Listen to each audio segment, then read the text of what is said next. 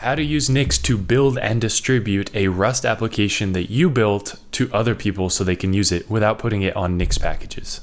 Here's the whole point of this video. If you go to the article on GitHub, pretend this is the README for your Rust app that you just wrote. You can just take this little snippet and paste these pieces into your NixOS config or your home manager config, however that works.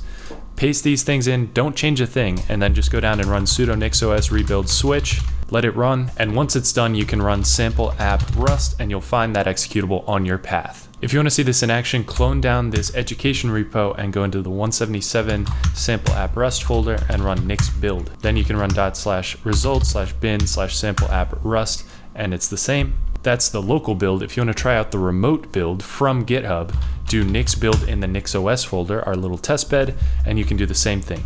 /result bin, run the program, and it's the same. And as you can see, the second one fetched the code from GitHub instead of using it locally. So what are we talking about today? I'm going to try to keep this brief. My previous video on the C application goes into a lot more detail, but we're just going to briefly create a Rust application, run it in NixOS local only, then we'll test it using default.nix. It gives us a nice testbed environment before we go full NixOS downloading from GitHub, and then we will actually download from GitHub source code, get it installed, and see how all that works. However, before we do that, why would we even do this to begin with? Well, this is PageKey, so the whole purpose is to take back tech. Tech is good, it makes our life easier. Big companies build tech, which is also good, otherwise we wouldn't have the smartphone or a lot of the things that we use every single day. But we don't really understand the tech and how it works under the hood. Most people wouldn't be able to open up their phone and start doing things. We depend on big companies to pack all that technology into a little package that we can't really do anything with, which might be bad. So if we're dependent on them, we can break free from this by learning about tech, building things ourselves, and yes, become independent again by building our own versions of things that we are otherwise dependent on other people for. So throwback to the 50s and 60s, my romantic vision in my head of people working on their cars in the good old days. This guy's working on his email server. That could be you. And you know what? This person might be working on their own to-do management app. Maybe you want to track to-dos in a way no one else does. Hey, that's what they're doing, and that's what you should be able to do too. So if that's interesting to you, keep watching. So before anything, let's create the simplest possible Rust application. We're going to compile it and get it ready to distribute. So we have this sample app rust folder. It has a source file for the Rust code. It has cargo toml declaring that it is a Rust package. And then the big part is default.nix, which actually packages it up when we call nix build. So here's the Rust source code. It's literally 3 lines. There's not much to say here. Very simple. Next is our local only default.nix. So this is going to change, but this is defining a function here. You can see the argument that we pass in is packages. And then in the function, we just have this one statement that's getting returned. And we have a built-in way of building a Rust package built into Nix packages, thankfully. So all we have to do is provide the p name and the version and the source and the location of the cargo lock file to this function that's provided, and it returns a valid derivation for our Rust application that's good to go. We will see this piece change soon when we build from GitHub, but for now this works. I will copy this very simple default.nix from there, paste it into the sample app rust folder, run nix build, and /result bin sample app rust, it works. Again, you can clone it down, but here is the layout of all the code. You can see it right here, just the same as we just described. So now that we built this locally, we can actually already use this in NixOS as if it's like a Nix packages thing. We just have to use package overrides to add sample-app-rust, which is not in Nix packages, and make it as if it is. So we just use this call package to call the full path to that default.nix script that we just wrote. And then all we have to do is add the overlay that we added for sample app rust into our list of installed packages, and we're good to go. Run sudo nixos rebuild switch, and you're good to go. If you're using Home Manager, probably a similar process, but focused on NixOS for this video. The problem is, of course, that you have to have this exist on your system. If you try to paste this code into your NixOS file, when this repo has not been cloned down, you're going to run into an error because it's not going to know where to find that file. We'll fix that later though. So if you're following along in the article, you can copy and paste into your NixOS config. We call package full path to default.nix, and do not forget the curly braces at the end, which calls it and makes it a package. And then we can just copy sample app rust into our system packages that are installed.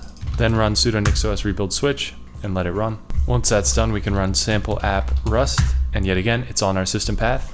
Easy as pie. Okay, it's a bit of a pain to constantly do sudo NixOS rebuild system and have everything installed on your system build in addition to the package you're trying to test. So you can come up with a test bed with a default.nix. Basically just create an empty directory, put default.nix in there, and you can paste the same stuff that you put into your NixOS config into this file. So you'll recognize this from a moment ago.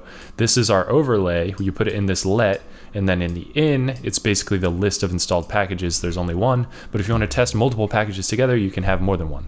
As I just mentioned, here's how it looks if you have multiple packages together. So if you want to see that C and Rust build together nicely, here you go. One environment, you can test it in default.nix without doing it for your entire system. So if we have this simple default.nix in our app, we can go over to our testbed, which is a folder, NixOS, that just contains default.nix. We'll paste from the article and just build our app. That works, you get a result that you can run.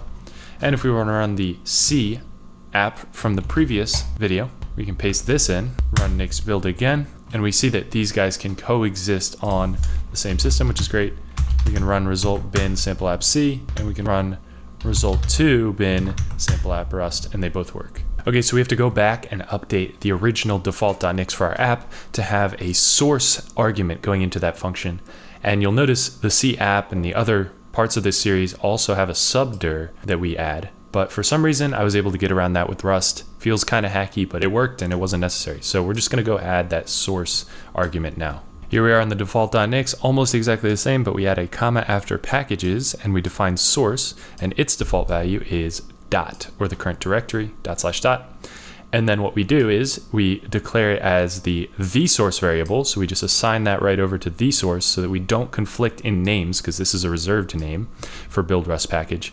And then we reference the source down here. Same thing right here. Anywhere that we referenced src before, we'll reference the source, which is passed into the function and can be overridden. So we'll go back to that testbed default.nix that we made separately to fetch instead from GitHub, and then we can run nix build to do that. So this looks quite a bit different. We have default.nix defined as fetch URL and then a full path to that file. We'll fill in this SHA-256 in a moment, and then we use that default.nix file to call package default.nix. So instead of using a full local path, we fetch the URL, store this guy in the Nix store, and then access it down here. But it's the same thing. We call package, and then all we have to do is override src, and we use fetch from GitHub to get the source instead of using a local path. And then for some reason, only for Rust, not for C, not for Python, not for any of the others, you can just add a plus at the end of your fetch from GitHub call, and it works just the same as a subdir. So we should be good to go with this, and then it outputs our sample app Rust that we can use as an installed package.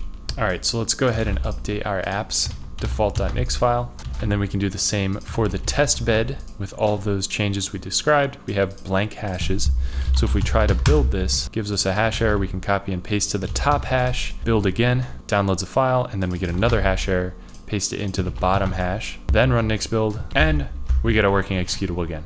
Okay, so to test this out on NixOS, again, just add sample app Rust to your installed system packages, and then we have to add a package override or an overlay to define what is sample app Rust. And in this case, we're just gonna paste that from our test bed right in here, and that'll take care of it. Run the magical command, NixOS rebuild switch, and then you can run the sample app Rust executable. And as the article mentions, we can directly lift this guy out of our config, put it into our NixOS config, save that, sudo NixOS rebuild switch, let it go, and at last it pulls from GitHub all on its own, and we get sample app Rust. And that's what we were going for this whole time. So that's all we had for this video. We created a Rust app, very simple one. We ran it in NixOS locally, assuming we had it cloned already, and then we tested in our little default Nix test bed, and finally we're able to, in NixOS, build and install from the GitHub source without cloning anything down. So it produces a blob of code people can just paste in, and they're good to go to use your app, even if it's not in Nix packages. So if you liked this,